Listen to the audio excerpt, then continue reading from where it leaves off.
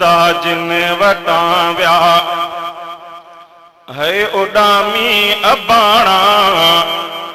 वेठा से वगर ले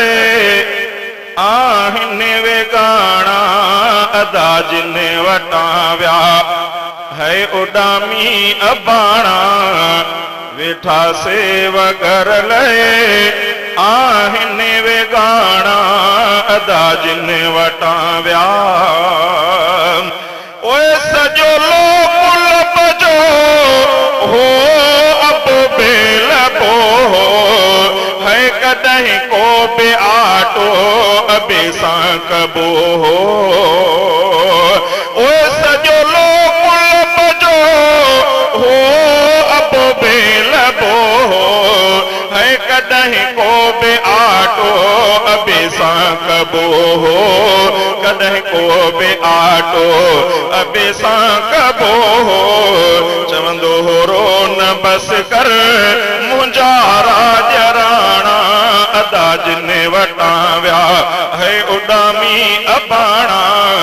वेठा से वगर ले आहिन वेगाणा अदा जिन वटा व्या ओए विसारो में सख जने हो गाबो है विसारण दुख्या हिने अमड़ी ऐं बाबो ओए विसारो में सख जने हो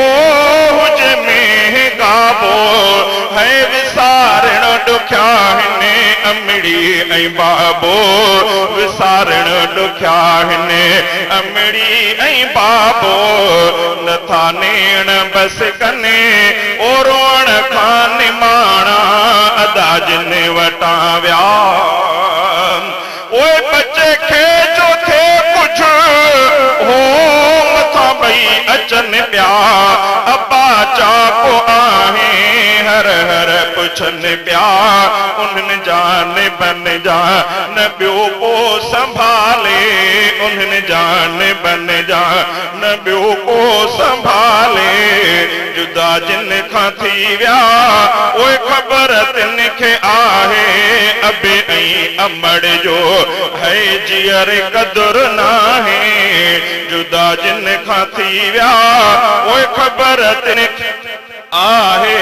अबे ऐं अमड़ जो ओए रातिनि जो रातियूं हो असां लाइ फिटायूं है सही सूर ॾाढा असांखे निपायूं ओए रातिनि जो रातियूं हो असां लाइ फिटायूं है सही सूर ॾाढा असांखे निपायूं वॾा थोरा तिन जा है सखबान लाहे वॾा थोरा तिन जा सखबान लाहे जुदा जिन खां थी व्या ओए ख़बर तिन खे आहे अबे ऐं अमड़ जो है जियर कदुर नाहे जुदा जिन खां थी व्या ओए ख़बर तिन खे आहे अबे ऐं अमड़ जो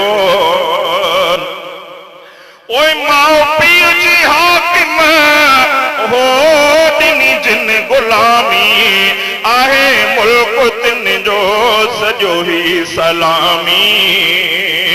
ओए माओ पीउ जी दिलदार हो ॾिनी जिन गुलामी आहे मुल्क तिन जो सॼो ही सलामी खुदा भी उन्हनि ते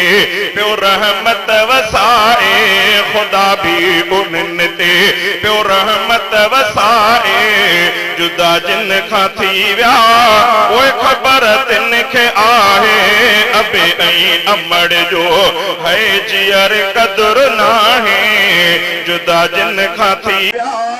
ओए ख़बर तिन खे आहे अबे ऐं अमड़ जो